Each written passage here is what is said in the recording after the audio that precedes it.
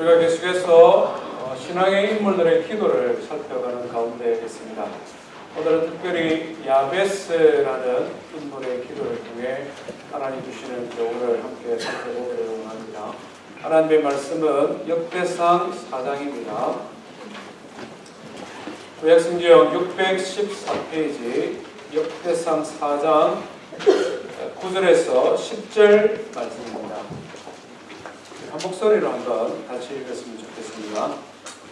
역대상 4장 9절에서 10절 말씀입니다. 시작. 야베스는 그의 형제보다 귀중한 자라. 그의 어머니가 이름하여 이르되 야베스라 하였으니 이는 내가 수고로이 낳았다 함이었더라. 야베스가 이스라엘 하나님께 아뢰어 이르되 주께서 내게 복을 주시려거든 나의 저역을 넓히시고 주의 손으로 나를 도우사 나로 환난을 벗으라 내게 근심이 없게 하옵소서 하였더니 하나님이 그가 구하는 것을 허락하셨더라. 아멘. 일명 야베스의 기도라는 책이 나올 만큼 야베스는 기도로 유명한 사람입니다. 역대상 1장부터 9장까지는 이스라엘의 족보가 기록이 되어 있습니다. 특별히 이 역대상의 족보는 좀 특이하게 아담까지 거슬러 올라가는 그런 아주 오랜 족보입니다. 다윗의 혈통, 그러니까 유다 지파를 중심으로 한 족보입니다만은 아담까지 올라가는 긴 족보를 기록을 하다가 야베스에게 와서는 내용이 좀 달라지는 것입니다. 앞을 잠깐을 보시면 아시겠습니다만은 누구의 아버지는 누구고 누구의 아버지는 누구고 뭐 이런 식입니다. 누가 누구를 낳고 누가 누구를 낳고 계속 아버지는 누구고 아들은 누구며 누가 누구를 낳았다라는 그런 족보가 내려오다가 야베스에 와서는 그는 형제들보다 귀중한 자라 이렇게 말을 합니다. 말하자면 족보를 기록하는 저자가 그냥 사람의 이름을 나열하는 것이 아니라 이 야베스를 통해 뭔가 특별한 교훈을 주고자 하는 목적이 있었던 것이 분명해 보입니다. 오늘 그것을 우리가 한번 살펴보기를 원합니다. 왜 역대기를 기록했던 저자가 사람의 이름을 나열하다가 야베스에 와서는 그냥 야베스의 아버지는 누구고 아들은 누구 이렇게 끝나지 않고 그가 기도한 내용을 기록했을까? 그 기도의 내용은 무엇일까? 이런 것들을 함께 살펴보기를 원합니다. 먼저 야베스가 어떤 사람인가 대략적으로 살펴보기를 원하는데요. 오늘 9절에 보면 야베스를 설명합니다. 야베스는 그의 형제보다 귀중한 자라 이렇게 말합니다. 귀중한 자라. 야베스라는 이름의 뜻과 이 귀중한 자는 서로 대조가 되어지는 아주 극단에 있는 이름입니다. 왜냐하면 귀중한 자로 불려지기 전에 본래 그의 이름 야베스라는 단어가 고통이라는 뜻을 가지고 있기 때문에 그렇습니다. 야베스, 사람의 이름인데 고통, 비통, 슬픔, 환난 이런 뜻을 가지고 있습니다. 왜 이렇게 자녀의 이름을 지었는지 좀 정확하게 이해하기는 어렵습니다만은 오늘 본문의 말씀에 보니까 그의 어머니가 내가 수고로이 낳았다 이렇게 말합니다. 출산의 과정이 특별히 힘들어서 이름을 고통이라고 지었는지 아니면 야베스가 태어날 그쯤에 이 집안이 너무 힘들고 어려워서 자녀를 낳아 키우기가 힘들어 고통이라는 이름을 지었는지 정확하게 알 수는 없습니다. 그러나 우리가 상식적으로 생각하면 부모가 그것도 어머니가 자식의 이름을 고통이다 이렇게 짓는 것은 굉장히 상식 밖입니다. 그렇지 않습니까? 아기의 이름을 고통이다라고 짓는다고 한번 생각해 보십시오. 고통아 일어나라. 고통아 밥 먹어라. 환난아 저리 가라 오라고 하고 싶겠습니까? 엄마가 자식의 이름을 이리 부르면 주변의 사람들은 어떡하겠습니까? 친구들이 놀다가도 저에게 고통이 오면 야 고통 얘는 저리 가라. 즐거운 애를 부르면 부르지 이름이 어떻게 고통이 됩니까? 혹시 자랄 때 집에서 이런 비슷한 환경에서 자란 분들 있습니까? 요즘은 애를 하나 내지 둘 낳기 때문에 어떻게 하면 좋은 이름 붙일까 애를 쓰지만 옛날에는 간혹 이런 이름들 있었잖아요. 말자가 누군지 압니까? 말자. 우리 교회는 다행히 말자가 없습니다. 근데 제가 어릴 때만 해도 우리 동네에 말자가 여러 있었습니다. 예, 우리 장로님 잘 아시는 것처럼 집안에 딸이 많은 집에는 이제 딸은 끝내고 아들 낳으라고 말자로 이름을 지었어요. 끝자도 있죠, 끝자. 사람 이름이 끝자가 뭡니까? 50대 중반에서 60대 중반 되시는 분들은 아마 이런 분들 언니 중에 동생 중에 한두 명 있을 수 있습니다. 저희 누나 이름도 점남이, 둘째는 점남이, 셋째는 귀남입니다. 왜 점남이 귀남이 지었을까요? 남자 나라. 이제 점남이로 끝나고 점남이 이후에는 남자 나라 이랬는데 또 딸 낳고 말았습니다. 그러니까 그때까지는 희망이 있었는지 아버지께서 귀남이라고 나왔습니다. 이제 너는 끝이고 딸은 끝이고 남자들 낳아라. 귀한 남자 낳으라고. 그런데 또 딸을 낳아버렸어요. 연거푸 2명 낳으니까 포기해버렸어요. 그 다음에 나온 사람이 접니다. 대단한 사람입니다. 점남이, 귀남이, 희숙이, 신숙이 그 다음에 제가 나왔어요. 옛날에는 이런 사람들이 있었습니다. 정말 끝자, 말자, 우리 동네에도 그런 분들이 있었습니다. 어렸을 때 어떤 취급을 받았을까 한번 생각을 해보면 우리가 공감이 좀 가지 않습니까? 부모에게도 인정받지 못한 자녀인데 동네 친구들에게 얼마나 놀림거리가 되었겠습니까? 그런데 다행인 것은 이 야베스가 그의 인생이 고통으로 끝나지 않았다 하는 것입니다. 오늘 본문이 말하는 것처럼 그의 형제보다 존귀한 자가 되었다 이렇게 말합니다. 존귀한 자가 되었다. 슬픔, 고통, 환난의 대명사였던 야베스가 존귀한 자로 변화되어졌다 하는 것입니다. 어떻게 이와 같은 일이 가능했는가? 그의 인생이 완전히 뒤바뀐 인생이 되었다는 것이죠. 성경은 그 이유를 분명히 우리에게 가르쳐주고 있습니다. 오늘 10절에 뭐라고 말씀합니까? 야베스가 이스라엘 하나님께 아뢰어 이르되 이렇게 말합니다. 이스라엘 하나님께 아뢰었다 이 말이죠. 이 아뢰다라는 말을 우리가 주목을 해볼 필요가 있는데 히브리어는 카우라우 이렇게 씁니다. 카우라우 cry out 이런 뜻입니다. utter a loud sound 이런 뜻입니다. 큰 소리를 계속해서 말하는 거죠. 울부짖는다 이런 뜻입니다. 말하자면 하나님 앞에 기도하는 것을 통해 그의 인생이 고통에서 존귀한 자로 바뀌었는데 그냥 쉬운 기도가 아니었다는 거예요. 울부짖었다. 큰 소리를 계속해서 반복했다는 것입니다. 제가 한번 상상을 해봤습니다. 야베스가 어떻게 하나님 앞에 기도했을까? 상상을 해보니 그림이 그려지는데요. 하나님, 제 이름이 뭔지 압니까? 제 이름이 고통입니다. 환난입니다. 슬픔입니다. 어머니가 저에게 고통이라고 이름 지었습니다. 말 그대로 나의 인생이 지금까지 고통이었습니다. 더 이상 이런 모습으로 살기 싫습니다. 하나님이 살아계시다면 정말 이스라엘의 하나님이 살아계신 분이시라면 나의 이름을 바꿔주십시오. 더 이상 내가 고통으로 살기 싫습니다. 내 인생을 한번 바꿔주십시오. 이렇게 막 하나님 앞에 외치지 않았을까? 그래서 성경의 기자는 그가 하나님 앞에 아뢰었다 이렇게 지금 기록을 하고 있습니다.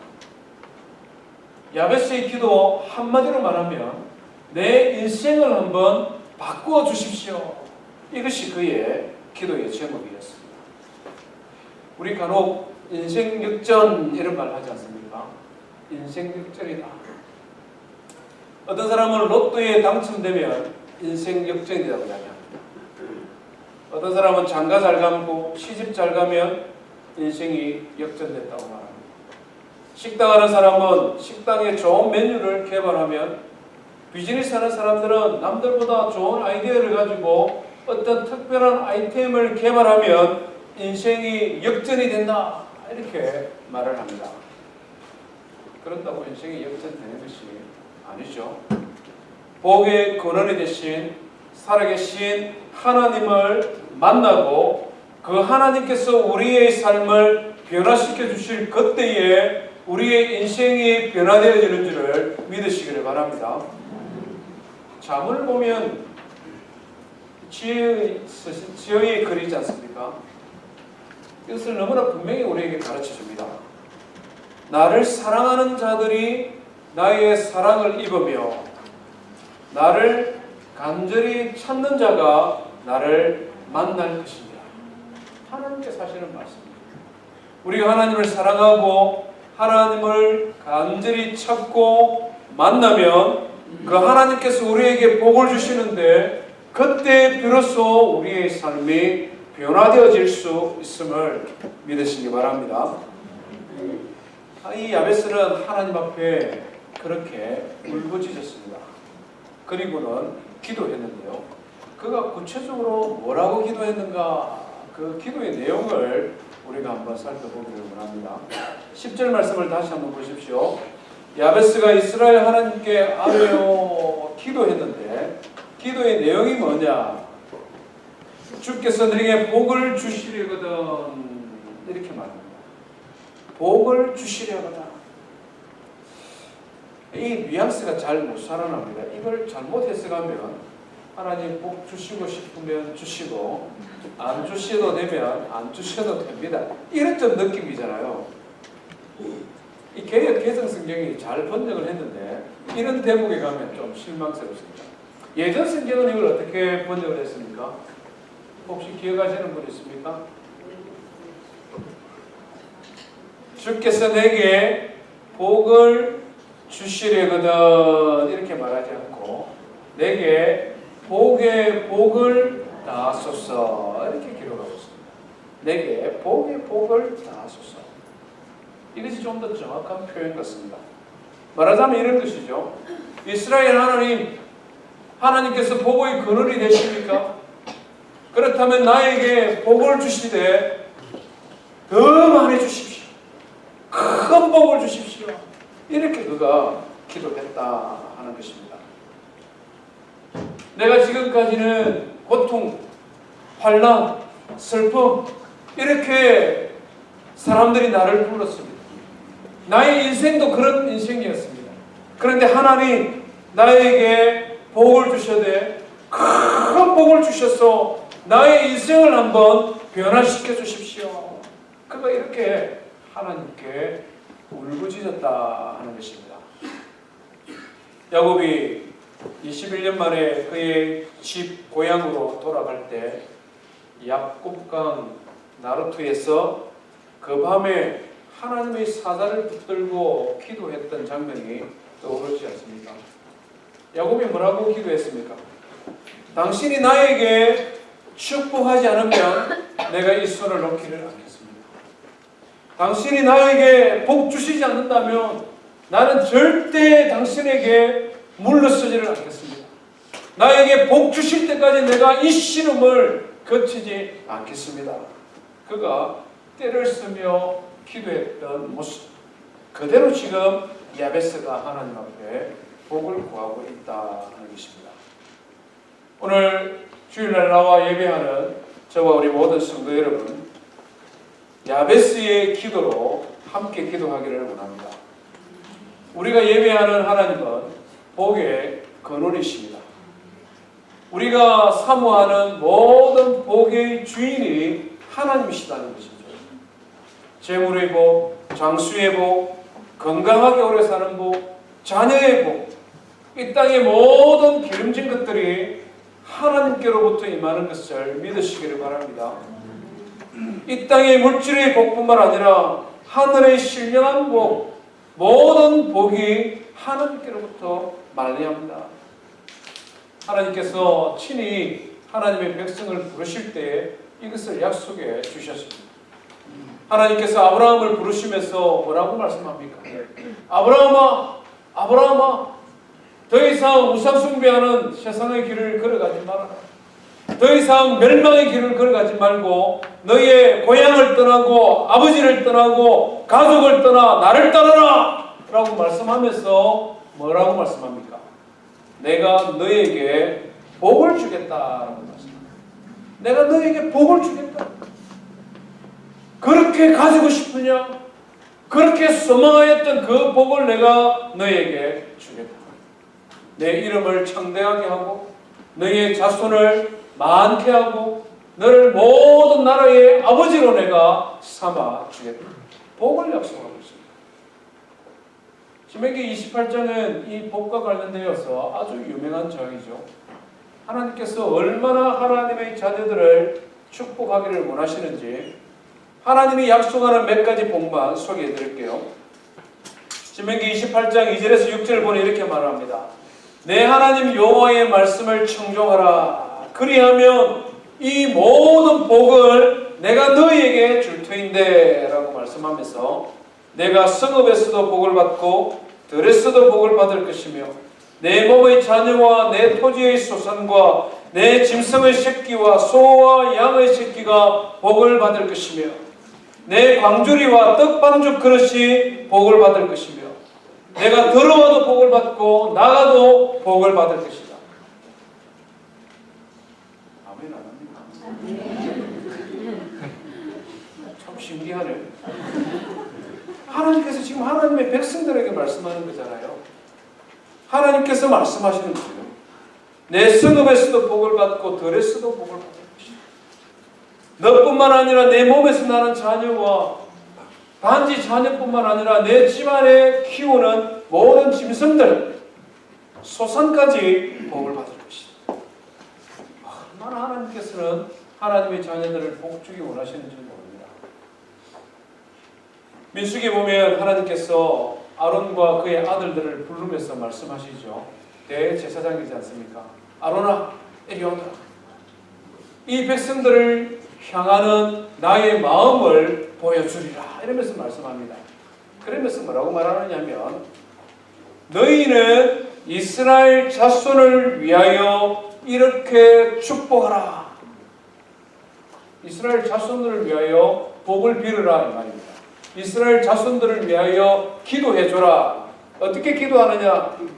여호와는 내게 복을 주시고 너를 지키시기를 원하며 아멘 좀 하세요. 제가 봉사는 안 했지만 이럴 때는 아멘 해야 되는 겁니다. 하나님이 원한다는 것이죠. 하나님께서 여호와는 내게 복을 주시고 너를 지키시기를 원하며 하나님이 원하십니다. 여호와는 그 얼굴을 내게로 향하여 드사 은혜 주시기를 원하며 여호와는 그 얼굴을 내게로 향하여 드사 평강 주시기를 원하노라. 하나님이 원하십니다. 하나님께서 그렇게 주고 싶다. 어떤 성도님들은 이와 같은 것을 희복신앙이다 이렇게 말하고 사모하지 않습니다. 안타까운 노릇이죠. 하나님의 말씀은 그렇게 약속하는데 우리가 그렇게 간구하지 않는다면 얼마나 아까운 노릇입니까? 하나님께서는 복의 근원이 되시고 하나님께서는 사모하는 자에게 복을 주신다고 약속하셨습니다. 바울 사도는 디모데전서 6장에서 하나님은 복의 근원이 되시며 유일하신 전능자가 되신다 이렇게 고백하고 있습니다.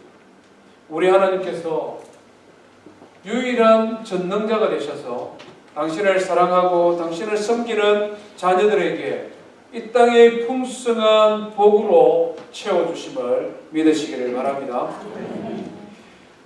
야베스는 하나님 나에게 복을 주시되 더 많이 주십시오.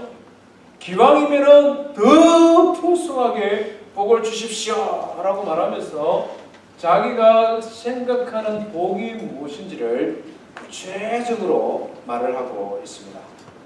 우리 10절 계속해서 한번 보십시오. 주께서 내게 복에 복을 더하여 주십시오 라고 말하면서 나의 지역을 넓히시고 이렇게 말합니다.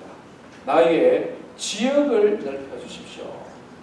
한마디로 말하면 더 넓은 땅을 주십시오 이렇게 기도합니다. 더 넓은 땅을 주십시오.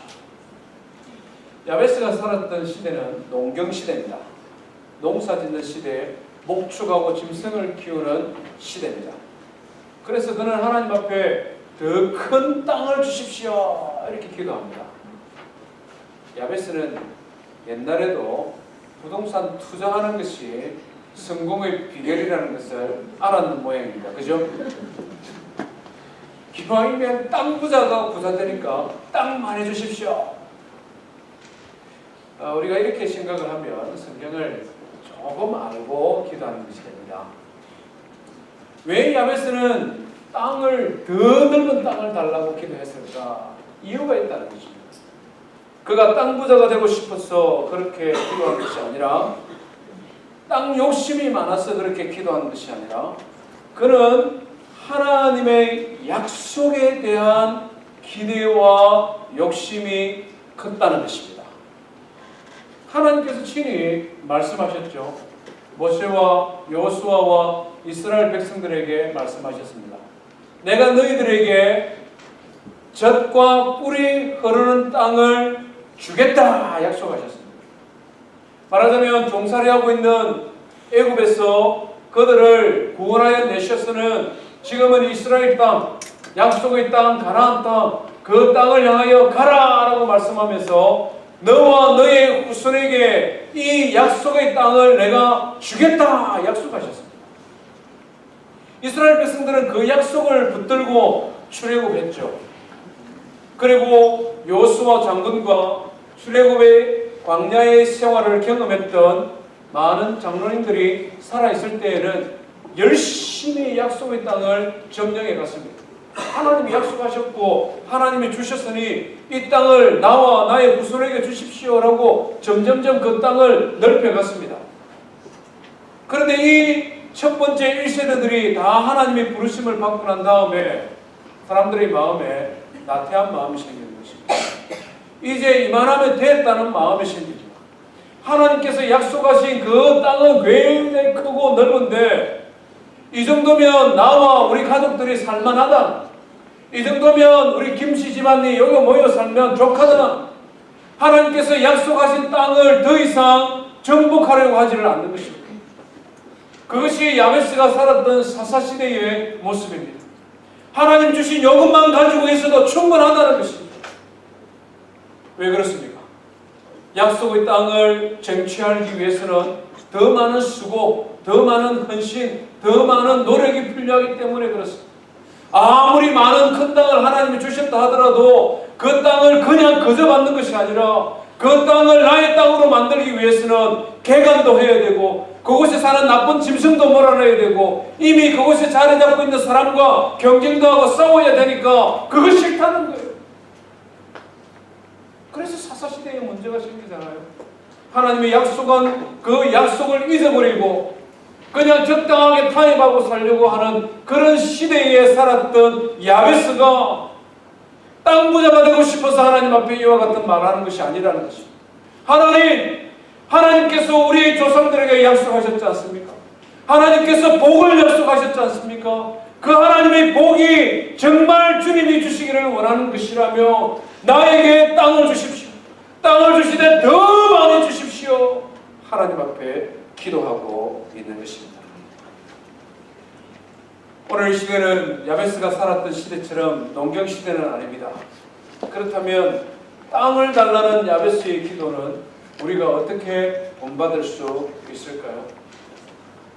더 넓은 땅을 달라는 기도는 나의 영향력이 더 커지기를 원합니다. 하나님, 내가 더 영향력 있는 사람, 더 능력 있게 하나님의 일을 할 수 있도록 나에게 복을 주십시오. 그렇게 기도하라는 말입니다. 하나님, 나는 하나님 앞에서 더 많은 일을 하고 싶습니다. 더 큰 일을 하고 싶습니다. 이 땅에 있는 모든 것이 주님의 것인데 그 주님의 것을 더 많이 사용하고 그것을 통해 더 많은 사람들을 섬기고 그것을 통해 더 많은 영향력을 행사할 수 있는 사람이 되기를 원합니다. 그렇게 기도하라는 말이죠. 우리가 다 회사에서 직장생활하는 사람들이 많지 않습니까? 승진을 위해 기도하십시오. 승진을 위해 기도해야 됩니다. 이사도 되고 상무도 되고 전무도 되고 부사장도 되고 사장도 되고 그래서 더 큰 영향력을 가진 사람이 되게 해달라고 기도해야 됩니다. 그것을 통해 하나님, 기왕 나를 이 땅에 태어나서 기왕 내가 회사원으로 살아가고 있는데 언제 잘릴지 모르는 불안한 마음으로 살기보다 하나님, 때가 되면 승진도 시켜주십시오. 임원도 되게 하십시오. 그래서 그 자리에서 그 위치에서 더 많은 사람도 섬기고 더 하나님 기뻐하는 일도 하고 그곳에서 더 영광 돌리는 삶이 되기를 원합니다. 그것을 위해 기도하라는 것이죠. 비즈니스 하시는 분들도 역시 마찬가지입니다. 우리 가족 그냥 이 정도만 하면 되겠습니다. 그렇게 하시지 말라는 것이죠. 직원이 10명 있는 비즈니스가 되기를 원합니다. 100명 있는 비즈니스가 되기를 원합니다. 1000명 있는 그래서 한 기업을 이루고 그룹을 이루는 그런 멋진 비즈니스 하는 사람이 되기를 원합니다. 그렇게 소망을 가지고 기도하는 성도 되기를 주의 이름으로 축원드립니다. 하나님께서 그렇게 우리에게 기도하라고 말씀하시사 이사야 54장 2절의 말씀해 보니 너는 내 장막틀을 넓히며 내 처소의 위단을 넓게 펼치라 이렇게 말씀합니다. 어떤 배경인 줄 아십니까? 이스라엘이 망하고 결혼을 했는데 자녀가 없고 그래서 태어난 아기도 없는데 하나님께서 그렇게 말씀하는 거예요. 자녀도 없고 나라도 망해버렸는데 내 장막틀을 넓게 펼치고 내 집에 휘장을 펼쳐라. 하나님이 주시는 꿈을 가지고 큰 게 기도하라는 말씀이시죠. 10편 81편은 더 놀라운 말씀을 우리에게 줍니다. 내 입을 크게 열라 내가 내게 채우리라. 참 유명한 말씀입니다마는 이 말씀을 전후를 읽어보면 굉장히 안타까운 말씀입니다. 굉장히 안타까운 말씀입니다. 하나님께서는 복 주고 싶어요. 앞에서 민수기에서 말씀한 것처럼 그런 소원이 있습니다. 그런데 이스라엘 백성들이 그렇게 기도를 안 하는 거예요. 그런 비전을 안 가지는 거예요. 그래서 시편 기자를 통해 하나님의 안타까운 마음을 표현하고 있는 것입니다. 제가 읽어볼게요. 하나님께서 뭐라고 말씀하느냐. 나는 너를 애굽 땅에서 인도하여 낸 여호와 내 하나님이니 내 입을 크게 열라. 내가 채우리라 하였으나 내 백성이 내 소리를 듣지 아니하며 이스라엘이 나를 원하지도 아니하였다. 지금 이 탄식하는 말이에요. 하나님은 구원자 하나님, 언약을 지키시는 여호와 하나님이요. 그래서 지금 말씀하는 것입니다. 내 입을 크게 열어 내가 채울 것이다. 그런데 정작 하나님의 백성들은 하나님의 소리를 듣지 아니하고 이스라엘 하나님 앞에 복을 구하지 아니하고 그를 원하지 아니하였다. 하나님께서 지금 탄식하고 있는 것입니다. 사랑하는 성도 여러분, 성도님들의 입을 크게 여시고 큰 비전을 가지고 꿈을 가지고 하나님 앞에 기도하기를 주의 이름으로 축원드립니다. 계속해서 야베스는 뭐라고 하나님 앞에 기도합니까?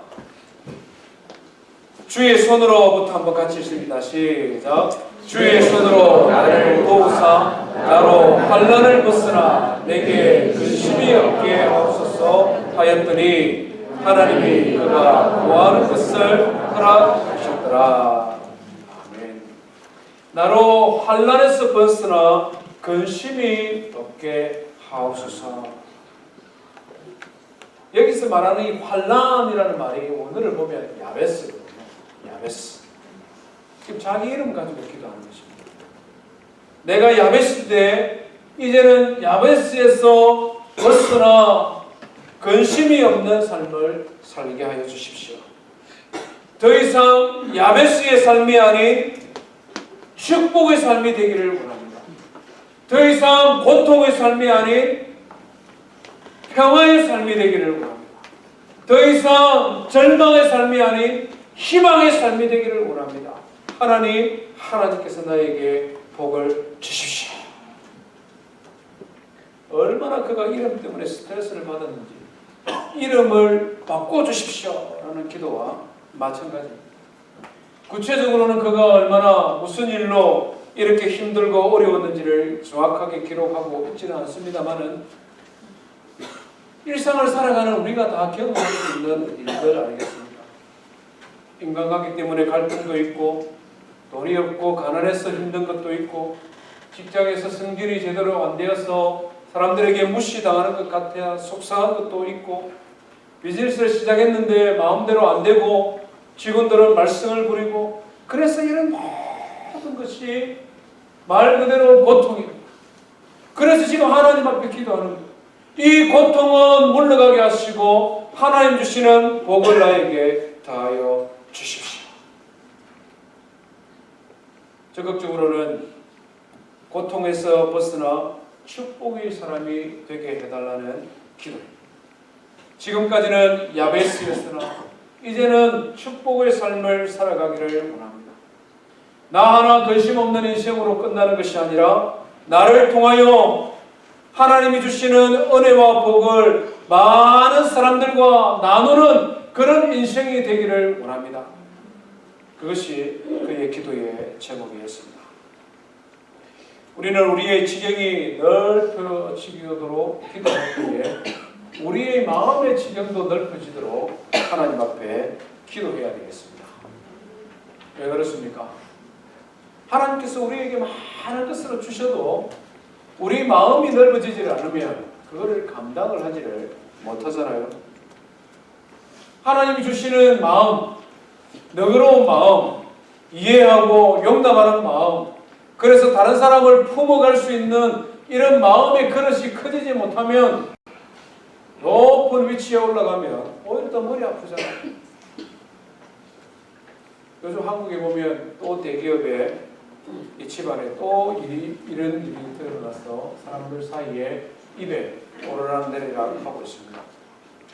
그 아버지는 참 훌륭하고 존경할 만한 어려운 시대를 잘 살아낸 어른인데 이 자녀들이 좀 성질이 좀 급한가 봐요.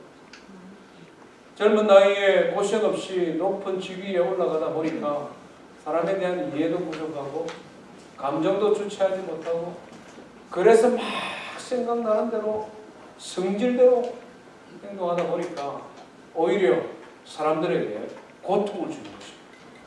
높은 직위에 올라가면 올라갈수록 많은 영향력을 가지면 가질수록 오히려 그 사람은 남들 더 고통스럽게 만드는 것입니다. 야베스가 지금 기도하는 것은 나로 하여금 근심이 없게 하여 주십시오. 이것은 나 혼자 그냥 야베스가 아닌 축복의 사람으로 사는 것이 아니라 하나님 지금까지는 나의 이름을 부르는 사람마다 고통이 심각되었다면 이제는 나의 이름을 부르는 사람마다 위로가 되기를 원합니다. 나의 이름을 통하여 하나님의 복을 받는 사람이 되기를 원합니다. 나의 이름을 생각할 때마다 격려가 되기를 원합니다.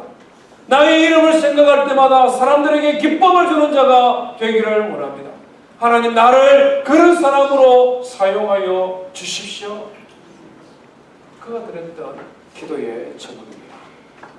사랑하는 성도 여러분, 하나님께서 우리를 그런 모습으로 불러주셨습니다.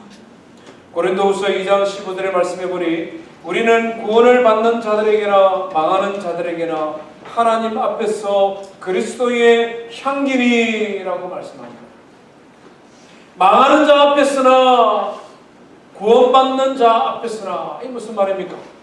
예수 믿는 사람들 앞에서나 예수님을 모르는 사람들 앞에서나 우리는 그리스도의 향기다, 이 말입니다. 교회에서는 믿음의 사람이요, 교회에서는 웃음의 사람이요, 교회에서는 하나님 앞에 기도하는 사람인데 직장에만 가면 돌변해서 이상한 사람, 고통 주는 사람, 이런 사람이 되어서는 안 된다는 것입니다. 하나님께서 우리를 부르신 목적이 그렇다는 것입니다. 우리가 이 땅에서 더 큰 영향력을 기도할 때마다 우리가 늘 이것을 기억하시기를 바랍니다. 왜 하나님께서 우리를 복주신다? 왜 하나님께서 우리의 영향력을 키워주신다? 왜 하나님께서 우리를 높은 자리에 올려주시느냐? 그것을 통하여 예수 그리스도의 향기를 바라는 것이죠. 그것을 통하여 하나님의 살아계심을 드러내는 자가 되라는 것이죠. 그것을 통하여 하나님을 사랑하는 뿐만 아니라 그 하나님의 사랑이 내 안에서 동기가 되어 이웃을 사랑하고 직장 동료를 사랑하고 그들을 섬기는 사람이 되라고 우리에게 복주시는 것입니다. 저와 우리 모든 성도님들이 야베스처럼 큰 영향력을 사모하며 기도하고 그것을 통하여 하나님의 기쁨이 되어질 뿐만 아니라 많은 주님을 알지 못하는 자들에게도 그리스도의 향기가 되기를 주의 이름으로 축원드립니다. 야베스가 이렇게 하나님 앞에 기도했는데 하나님 마음이 너무 기뻤던 거예요. 복을 달라고, 더 큰 복을 달라고 기도했는데 그게 하나님 마음에 쏙 들었던 모양입니다. 성경은 뭐라고 말씀합니까? 하나님이 그가 구하는 것을 허락하셨더라. 허락하셨더라. 이 허락이라는 말이 참 재밌는 말인데요. 안겨주었다, 이런 뜻을 가지고 있습니다. 안겨주었다. 오냐 이러면서 탁 지었다, 이 말입니다. 시편에서 그렇게 안타깝게 그냥 탄식했던 내 입을 크게 열어라. 그런데 안 열고 있으니까 막 답답하고 있었는데 야베스라는 사람이 나오더니 입을 크게 열고 기도하니까 하나님 마음이 너무 기분이 좋아서 그대로 안겨주었다. 우리가 예배하는 하나님, 우리의 기도를 들으신 이스라엘의 하나님은 째째한 하나님 아니다, 이 말입니다. 들고 줄까 말까, 주면 이 녀석 어떻게 할까, 뭐 하는 것 봐가면서 그만큼 주고 이러는 분이 아니시다니. 이게 안겨주는 거 아니잖아요, 이거는. 하나님께서는 우리를 복주시되 우리의 간구하는 대로 안겨주시는 하나님이심을 믿으시기 바랍니다.